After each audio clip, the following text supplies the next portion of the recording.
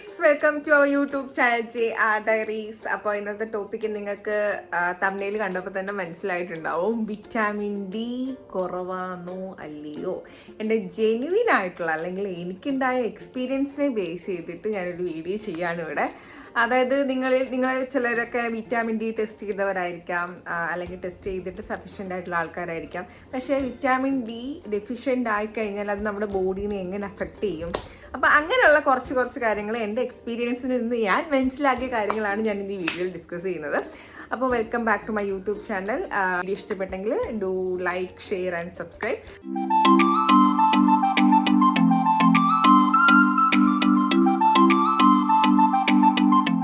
Okay, അപ്പോൾ ഇൻട്രോയിൽ ഞാൻ പറഞ്ഞ പോലെ തന്നെ നിങ്ങൾ വിചാരിച്ചിട്ടുണ്ടാവും എനിക്ക് വിറ്റാമിൻ ഡി കുറവാണെന്ന്.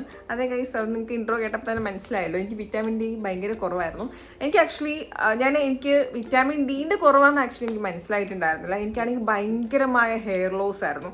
ഹെയർ ലോസ് എന്ന് വെച്ചാൽ ഞാൻ പോകുന്ന വഴി മൊത്തവും എൻ്റെ മുടി തറയിൽ കിടക്കുന്നത്. എനിക്കിങ്ങനെ നുള്ളി പറക്കി പോവുക, മുടി ചീകുമ്പം നിലത്ത് ഇങ്ങനെ പൊഴിഞ്ഞ് വീണുകൊണ്ടേ ഇരിക്കുക. അതായത് ഒന്നിൻ്റെ എണ്ണ മുടിയൊന്നും അല്ല, ഇങ്ങനെ കണ്ടിന്യൂസ് ആയിട്ട് വീണോണ്ടിരിക്കുക. കുളിക്കുമ്പോഴൊക്കെ നമ്മളിങ്ങനെ തോർത്തിയിട്ടൊക്കെ ഇങ്ങനെ വലിക്കുമ്പോൾ തന്നെ എൻ്റെ കയ്യിൽ മുടിയിരിക്കും. അത് കാണുമ്പോൾ ഞാൻ വിചാരിച്ചു ഹെയറിന് ഒട്ടും പ്രോട്ടീൻ കിട്ടാത്തതുകൊണ്ടാണ്, അല്ലെങ്കിൽ കെരാട്ടിൻ ചെയ്തുകൊണ്ടാണ്. അപ്പോൾ അങ്ങനെ എന്തെങ്കിലും പ്രശ്നം കൊണ്ടൊക്കെ ആണെന്നാണ് ഞാൻ വിചാരിച്ചിരുന്നത്. പിന്നെ എനിക്ക് കുറച്ച് ദിവസം കഴിഞ്ഞപ്പം ഭയങ്കരമായിട്ടുള്ള നെക്ക് പെയിൻ സ്റ്റാർട്ട് ചെയ്യാൻ തുടങ്ങി. അതായത് നെക്ക്, ഷോൾഡർ, ബാക്ക്. ഞാനപ്പോൾ കരുതി അതിന് എൻ്റെ ഓഫീസിൽ നമ്മൾ കണ്ടിന്യൂസ് ആയിട്ട് 8 hours ഇൻ ബിറ്റ്വീൻ നമ്മളൊരു 10 to 15 minutes ഒക്കെ എണ്ണീറ്റ് പോയാലായി. അതും 1 hour 2 hour ഗ്യാപ്പിലൊക്കെ ആയിരിക്കും നമ്മൾ എണ്ണീറ്റ് നടക്കുന്നത്. അപ്പോൾ അങ്ങനെ കണ്ടിന്യൂസ് ആയിട്ട് ഇരുന്ന് എൻ്റെ നെക്കിനും ഷോൾഡറിനും ഒക്കെ പെയിൻ വന്നതാണെന്ന് വിചാരിച്ചു. അപ്പോഴും എനിക്ക് ഈ വിറ്റാമിൻ ഡീൻ്റെ കുറവാണെന്നുള്ള മനസ്സിലാക്കാനുള്ള ബുദ്ധി അപ്പോഴും ഉണ്ടായിരുന്നില്ല. അപ്പം ഞാൻ കരുതി ഇതിൻ്റെയൊക്കെ പ്രശ്നം. അങ്ങനെ ഞാൻ ഈ നെക്ക് പെയിൻ സഹിക്കാൻ പറ്റാണ്ട് രാത്രി കിടന്ന് ഉറക്കമില്ല, ഉറക്കം തീരെ പറ്റുന്നില്ല. ഒന്നാമത് പെയിൻ കാരണമാണ് ഞാൻ ഉറങ്ങാത്തത്. പിന്നെ ഇങ്ങനെ പെയിൻ കാരണം എണ്ണീക്കുക, ഭയങ്കര അരച്ചിൽ. ഞാനാണെങ്കിൽ ഹോട്ട് വാട്ടർ ഇല്ലാണ്ട് എനിക്ക് ജീവിക്കാൻ പറ്റില്ല, മൂവില്ലാണ്ട് ജീവിക്കാൻ പറ്റില്ല, വോളി ഇല്ലാണ്ട് ജീവിക്കാൻ പറ്റത്തില്ല. ആ അവസ്ഥയായിരുന്നു. കാരണം ഇവിടെ എന്നും രാത്രിയിൽ എണ്ണീറ്റിരുന്ന് തിരുമും. ഇത് തന്നെയായിരുന്നു. എന്നിട്ട് എനിക്ക് ഒട്ടും വേദന സഹിക്കാൻ പറ്റാഞ്ഞിട്ട് ഞാൻ ഇവിടെ ഹോസ്പിറ്റലിൽ പോയി. ആദ്യം ഹോസ്പിറ്റലിൽ പോകുന്നതിന് മുന്നേ ഞാനിവിടെ നമ്മൾ ഫിസിയോതെറാപ്പിസ്റ്റിൻ്റെ അടുത്ത് പോയിട്ട് ഒന്ന് തിരുമിക്കുകയൊക്കെ ചെയ്തു. അപ്പോൾ എന്നോട് അവർ പറഞ്ഞു നല്ല നീർക്കെട്ടുണ്ട്, അതാണെന്ന് പറഞ്ഞു. അപ്പം ഞാൻ ആദ്യമൊക്കെ പോയിട്ടൊന്ന് സെറ്റ്, പിന്നെ എനിക്കൊരു വ്യത്യാസം ഫീൽ ചെയ്തോളൂ. അപ്പം ഞാൻ വിചാരിച്ചു എന്തായാലും പോയിട്ടൊരു ഓർത്തോനെ കാണാം, എന്തായാലും ഇത്ര ആയില്ലേ, പോയിട്ടൊരു ഓർത്തോനെ കാണാമെന്ന് വിചാരിച്ചു. അങ്ങനെ ഞാൻ പോയിട്ട് ഓർത്തോനെ കണ്ടു. അപ്പോൾ ഓർത്തോനെ കണ്ടിട്ട് എൻ്റെ സിംറ്റംസ് ഒക്കെ ഞാൻ പറഞ്ഞു. എനിക്ക് ഭയങ്കരമായിട്ട് നെക്ക് പെയിനാണ്, ഇങ്ങനെ ബാക്ക് പെയിനായിട്ട് ഭയങ്കരമായിട്ട് കണ്ടിന്യൂസ് ആയിട്ട് ഇങ്ങനെ ഷോൾഡറിൽ നിന്ന് ഭയങ്കരമായിട്ട് ഇങ്ങനെ പെയിൻ, ഇങ്ങനെ വലിഞ്ഞു മുറുകുന്ന വേദനയൊക്കെയാന്ന് പറഞ്ഞു. അപ്പോൾ എന്നെ ഡോക്ടർ ചോദിച്ചു വിറ്റാമിൻ ഡി ടെസ്റ്റ് ചെയ്തിരുന്നു മോളെ ചോദിച്ചു. അപ്പം ഞാൻ പറഞ്ഞു ഇല്ല ഡോക്ടർ, ചെയ്തില്ല. അപ്പോഴാണ് ഞാൻ ഈ വിറ്റാമിൻ ഡിയുടെ ടെസ്റ്റ് വരെ ഉണ്ടെന്ന് ഞാൻ അറിഞ്ഞത്. അപ്പം ഞാൻ ഡോക്ടർ പറഞ്ഞു സൂര്യപ്രകാശം വല്ലതും കൊള്ളാറുണ്ടോ? ഞാൻ പറഞ്ഞു ഇല്ല, രാവിലെ നമ്മൾ 8:30 8:45 നമ്മുടെ ഓഫീസിനകത്ത് കയറിയാൽ പിന്നെ ഇറങ്ങുന്നത് വൈകുന്നേരം 6 6:15 ആകുമ്പോഴാണ്. അപ്പം സൂര്യൻ എന്ത് ചെയ്യുന്ന പോലും ഞാൻ കാണാറില്ല. അപ്പോൾ ഡോക്ടർ പറഞ്ഞു നല്ല ശീലം എന്ന് പറഞ്ഞു. അപ്പോൾ ആദ്യം പോയിട്ട് വിറ്റാമിൻ ഡി ടെസ്റ്റ് ചെയ്തിട്ട് വരാൻ പറഞ്ഞു. അങ്ങനെ ഞാൻ പോയിട്ട് ഒരു എനിക്ക് തോന്നുന്നുണ്ട് 1200 1300 രൂപ എങ്ങാണ്ടാണ് നമ്മുടെ വിറ്റാമിൻ ഡി ടെസ്റ്റ് ചെയ്യാൻ വേണ്ടിയിട്ട്. അങ്ങനെ ഞാൻ പോയിട്ട് വിറ്റാമിൻ ഡി പുറത്തുനിന്ന് ടെസ്റ്റ് ചെയ്ത് ലാബ് റിപ്പോർട്ടുമായിട്ട് ഞാൻ വലിയ കാര്യത്തിൽ ഡോക്ടറിനെ കൊണ്ട് കാണിച്ചു. എനിക്കൊന്ന് ഒരു 1 day എന്തോ എടുത്തു എന്ന് തോന്നുന്നുണ്ട് വിറ്റാമിൻ ഡീൻ്റെ റിസൾട്ട് കിട്ടാൻ വേണ്ടിയിട്ട്. വ്യത്യാസം കണ്ടാണ് പോയി കാണിച്ചത്, ഞാൻ ഓർക്കുന്നില്ല കറക്റ്റ്. അപ്പം ഡോക്ടർ എന്നോട് പറഞ്ഞു എൻ്റെ പൊന്നു കൊച്ചൻ, നിനക്ക് സഫിഷ്യൻറ്റും അല്ല ഇൻസഫിഷ്യൻറ്റും അല്ല, നീ ഡെഫിഷ്യൻ്റാന്ന് പറഞ്ഞു. അപ്പോൾ ഞാൻ ഡെഫിഷ്യൻറ്റോ? അപ്പോൾ ഇതെന്താ സംഭവം എന്ന് എനിക്ക് മനസ്സിലായി. ആക്ച്വലി ഇവർ ഓരോ ലെവൽ വെച്ചിട്ടുണ്ട്. നമുക്ക് ബോഡിയിൽ വിറ്റാമിൻ ഡി സഫിഷ്യൻ്റ് ആയിട്ടൊരു വാല്യൂ ഉണ്ട്, ഇൻസഫിഷ്യൻ്റ് ആയിട്ടൊരു വാല്യൂ ഉണ്ട്, ഡെഫിഷ്യൻ്റ് ആയിട്ടൊരു വാല്യൂ ഉണ്ട്. അതായത് ബിലോ 20 എങ്ങാണ്ട് താഴെ പോയാൽ അത് ഡെഫിഷ്യൻ്റ് ആണ്. എനിക്കാണെങ്കിൽ വിറ്റാമിൻ ഡീൻ്റെ കൗണ്ട് ഇത് വന്നത് 8 എന്തോ ഉണ്ടായിരുന്നുള്ളൂ. അപ്പോൾ ഡോക്ടർ പറഞ്ഞു നീ എങ്ങനെ ഇത്രയും കാലം ഇങ്ങനെ ഇത് ചുമന്നുകൊണ്ട് നടന്നത്, എനിക്ക് വിറ്റാമിൻ ഡി ടെസ്റ്റ് ചെയ്ത് അതിൻ്റെ സപ്ലിമെൻറ്റ്സ് എടുത്തുകൂടായിരുന്നു എന്ന് ചോദിച്ചു. അപ്പം ഞാനാണെങ്കിൽ ഞാൻ ഡോക്ടർ എനിക്കത് അറിയില്ലായിരുന്നു പറഞ്ഞു. അങ്ങനെ ഡോക്ടർ എന്നോട് പറഞ്ഞു ആദ്യം നീ ചെയ്യേണ്ട ഒരു കാര്യം, കുറച്ച് വിറ്റാമിൻ ഡീൻ്റെ സപ്ലിമെൻറ്റ്സിൽ കൂടെ തരാൻ പറ്റുന്നത് അതൊരു പകുതി മാത്രമേ ഉള്ളൂ. പക്ഷെ കുറച്ചൊക്കെ നമ്മൾ സൂര്യപ്രകാശം കൊള്ളണം.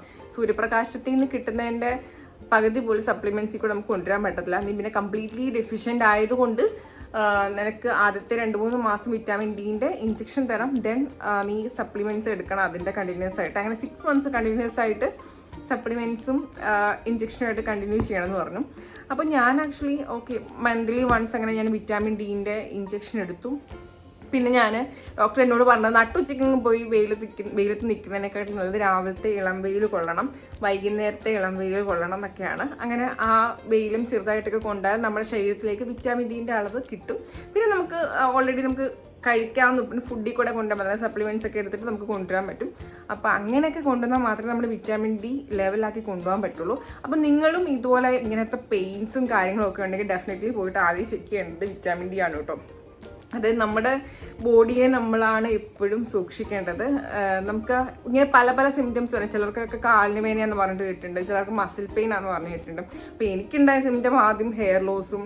ഞാൻ അതിന് വേണ്ടിയിട്ട് കുറേ അയൺ ടാബ്ലറ്റ്സ് കഴിച്ചു, എന്നിട്ട് ഒന്നും എനിക്കിത് കുറയുന്നില്ല. ഞാൻ എന്നിട്ട് താളിയൊക്കെ തലയിൽ ആക്ച്വലി നല്ലതാണ് ഹെയറിനൊക്കെ, പക്ഷേ ഇതുകൊണ്ടാണ് ഇതൊക്കെ സംഭവിച്ചതെന്ന് എനിക്ക് മനസ്സിലായത് ആ ഡോക്ടർ പറഞ്ഞിട്ടുണ്ട്. ഡോക്ടർ പറഞ്ഞു നമുക്കൊരു പരിധി വരെ മാത്രമേ സപ്ലിമെൻറ്റ്സിൽ കൂടെ ഹാൻഡിൽ ചെയ്യാൻ പറ്റത്തുള്ളൂ, അത് ബാക്കിയെല്ലാം നിങ്ങളുടെ കയ്യിലാണ്. നിങ്ങൾ സൺലൈറ്റ് കൊണ്ടേ പറ്റുള്ളൂ. കാരണം നമ്മളിങ്ങനെ 8 hours 9 hours ഒക്കെ കംപ്ലീറ്റ്ലി AC കത്തിന്ന് വർക്ക് ചെയ്യുന്ന ആൾക്കാരാണ്. അല്ലെങ്കിൽ നമ്മൾ ഇപ്പം വീക്കെൻഡ്സ് ആണെങ്കിൽ ഇപ്പോൾ നമ്മൾ പുറത്തിറങ്ങിയ കാറിനകത്ത് പോകും, അല്ലെങ്കിൽ ബൈക്കിനകത്ത് പോയാലും ഫുള്ള് കവർ ചെയ്തിട്ടൊക്കെ പോവാം. അപ്പം നമുക്ക് സൂര്യപ്രകാശത്തിൻ്റെ ഒരു അംശം പോലും കിട്ടണില്ല.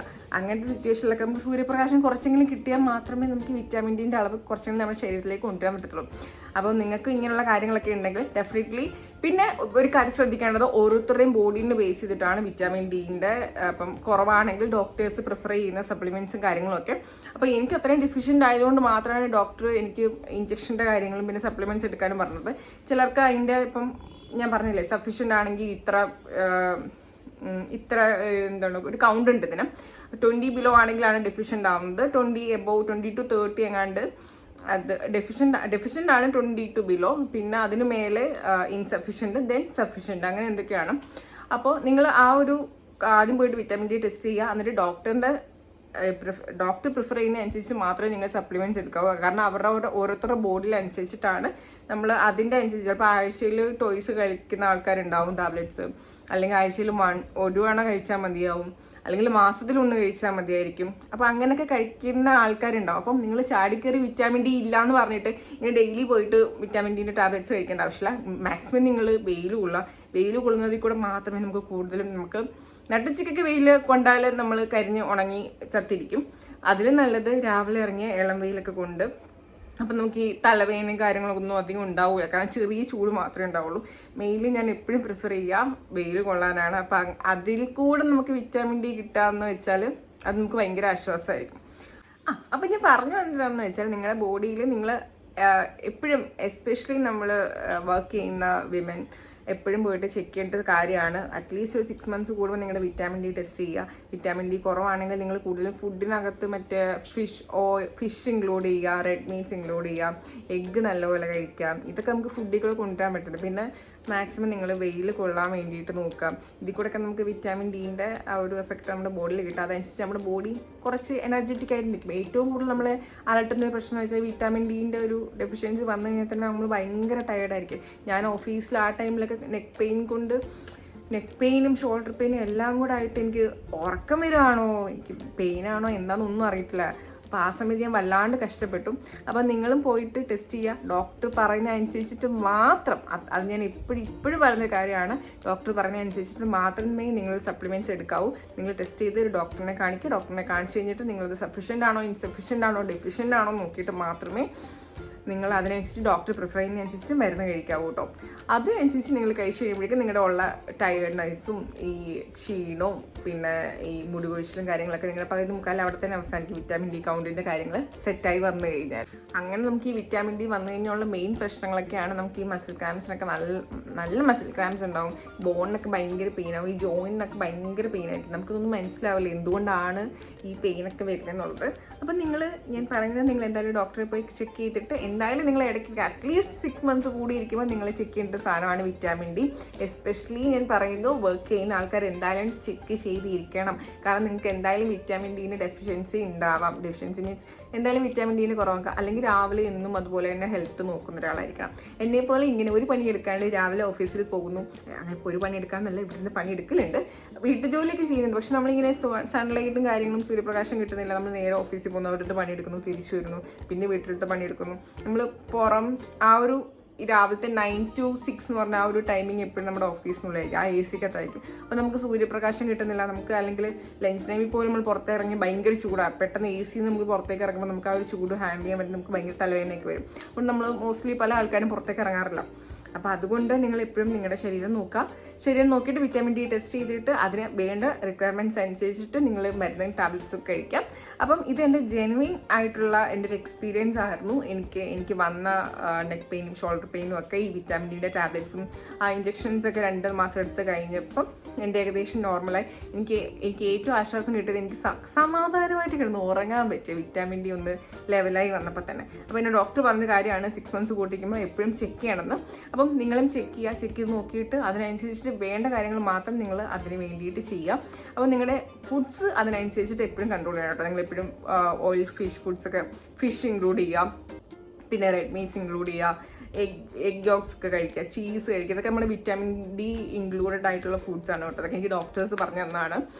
അപ്പം അത്രേ ഉള്ളൂ ഇന്നത്തെ വീഡിയോ. ഇതെൻ്റെ ഒരു എക്സ്പീരിയൻസ് വെച്ചിട്ട് ഞാൻ നിങ്ങൾക്ക് യൂസ്ഫുൾ ആയിക്കോട്ടെ എന്ന് കരുതിയിട്ട് ഞാൻ എടുത്ത വീഡിയോ ആണ്. ആക്ച്വലി ഇന്നിപ്പോൾ ഞാൻ വെറുതെ ഇരിക്കുന്നപ്പോൾ ഞാൻ വിചാരിച്ചു ഇത് വിറ്റാമിൻ ഡി എന്നെ എഫക്ട് ചെയ്ത കാര്യങ്ങൾ നിങ്ങളെ അറിയിക്കുമ്പോൾ നിങ്ങൾക്ക് അതൊരു യൂസ്ഫുൾ ആവും. നിങ്ങളും ഇടയ്ക്കിടയ്ക്ക് പോയി ചെക്ക് ചെയ്യുക. അപ്പോൾ എനിക്കിനി അടുത്ത ചെക്ക് ചെയ്യാറ് അതിൻ്റെ ലെവലാണ് വിറ്റാമിൻ ഡിൻ്റെ. അപ്പം നമ്മൾ ചെക്ക് ചെയ്യുമ്പോൾ നമുക്ക് നമ്മുടെ ഹെൽത്ത് നോക്കേണ്ടത് ഡെഫിനറ്റ്ലി നമ്മുടെ കടമയാണ്. അപ്പം വേറെ ആരും നമുക്ക് വേണ്ടിയിട്ട് സംസാരിക്കാനൊന്നും വരത്തില്ല. അല്ലെങ്കിൽ സംസാരിക്കാനല്ല, നമ്മുടെ ഹെൽത്ത് നോക്കി നമ്മളെങ്ങനെയാന്ന് നമുക്കേ പറയാൻ പറ്റുള്ളൂ. അപ്പോൾ നമ്മുടെ ഹെൽത്ത് നമ്മളെപ്പോഴും നല്ലപോലെ കൊണ്ടുപോയാൽ മാത്രമേ നല്ലൊരു എനർജറ്റിക് ആയിട്ട് നമുക്ക് ഡെയിലി മുന്നോട്ടേക്ക് പോകാൻ പറ്റുള്ളൂ. ഓക്കെ, അപ്പോൾ ഇന്നത്തെ വീഡിയോ ഇത്രയേ ഉള്ളൂ. ഇഷ്ടപ്പെട്ട് കഴിഞ്ഞാൽ do like, share and subscribe. പിന്നെ എന്താ പറയുക, അടുത്ത വീഡിയോ ആയിട്ട് വീണ്ടും വരുന്നതായിരിക്കും. അപ്പം ബൈ, സീ യു.